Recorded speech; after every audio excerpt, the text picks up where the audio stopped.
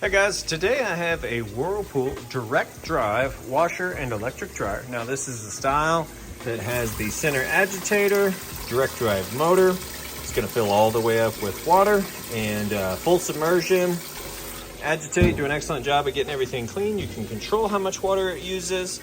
You've got a temperature control and you can turn the cycle signal on and off. A little more information right there for you. Running it on a normal super wash, yeah, more like a heavy wash there. It's been filling up with water for just a minute.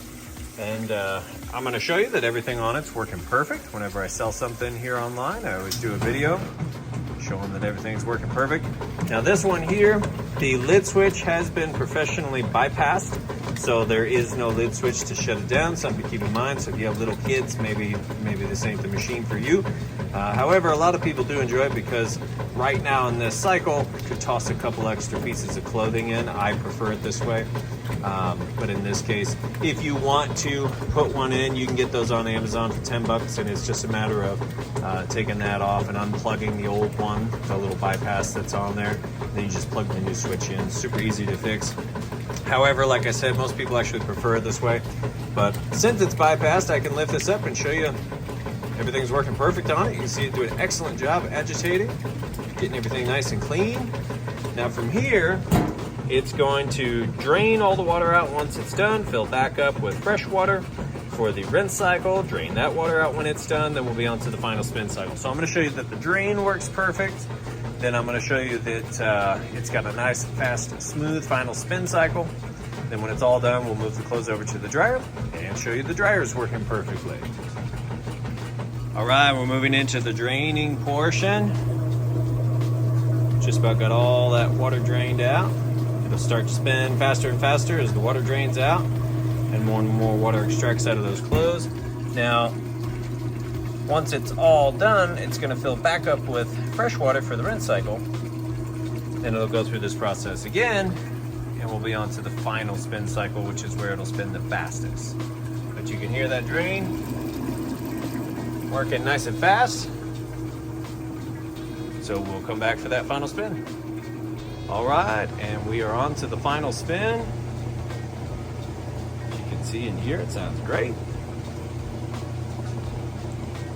And I can lift the lid up since that switch is bypassed. You can see it's spinning nice and fast. Smooth operation here.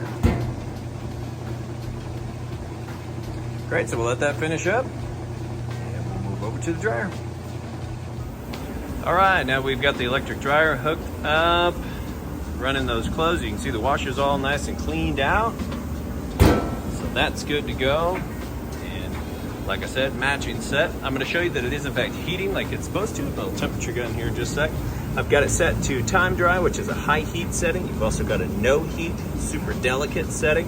Automatic dry on low and automatic dry on high. So you got a few different options here. Just about anything you want to get dry, you're going to be able to do that. 5 cycles, 3 temperatures, super capacity, and this one's super capacity plus. Now the dryer size tends to be bigger anyway than the washer, so anything you're going to be able to fit wash in here, it's going to be able to dry in here, no problem. Right here you've got the lint trap. You want to make sure you pull that out and change it before each load so you have good airflow. It's going to maximize your drying time, or I should say minimize your drying time. And then let's go ahead and open this up, show you that it's heating. So right in between those 2 red dots, we've got a surface temperature measurement. So 72 degrees on top of the dryer. It is 58 degrees on the concrete floor. It's up, you can see everything's tumbling there. Shoot this right inside the heating element tube. You see there's plenty of heat coming out of that tube right there. It's where the heating element's kind of down here. The air flows up, out here, circulates with the clothes, and out right there. So nice and hot. And push these back in here. Just hit start. And the dryer would be a little bit quieter once you have the vent hose on the back that kind of muffles that blower motor sound. I don't have that set up in here. But we'll let those go ahead and finish up drying. I do appreciate you taking the time to watch this video. Now you know, get it home, plug it in, everything's gonna be good to go. And you guys have a great day. Thanks.